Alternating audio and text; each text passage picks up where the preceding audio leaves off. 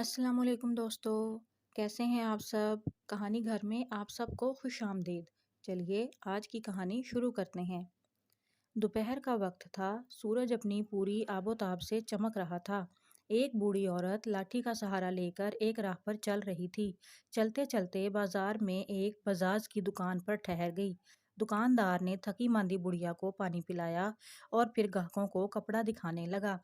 بڑھیا بیٹھی دکاندار اور گاہکوں کے درمیان ہونے والی گفتگو سنتی رہی۔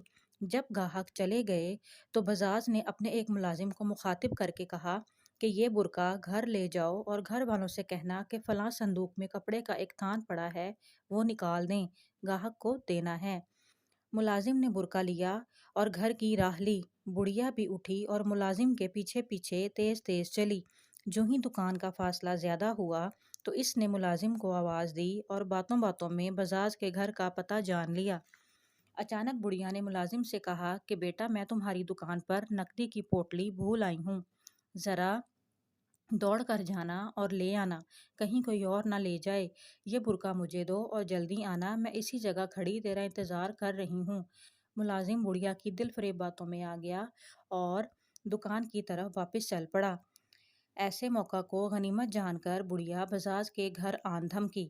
بڑھیا نے کہا، یہ لو برقع تمہارے خاوند نے بھیجا ہے اور جلدی سے فلاں فلاں صندوق میں سے تھان نکال کر دے دو، گاہک دکان پر انتظار کر رہا ہے۔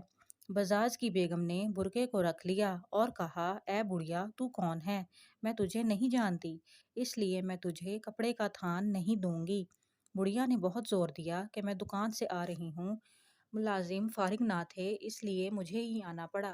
بزاز کی سمجھدار بیوی پر کوئی اثر نہ ہوا۔ آخر بڑھیا نے کہا کہ تھان نہیں دیتی تو برقع ہی دے دو، میں دکان پر واپس دے دوں گی۔ بزاز کی بیوی نے کہا کہ برقع تو میرے خاوند نے بھیجا تھا، اس لیے میں نے وہ لے لیا، نہ تجھے برقع دوں گی اور نہ ہی تھان۔ بڑھیا نے سوچا کہ یہ دھوکے میں آنے والی نہیں، ملازم آ گیا تو بھید مکمل کھل جائے گا اور پولیس کی مار بھی کھانا پڑے گی۔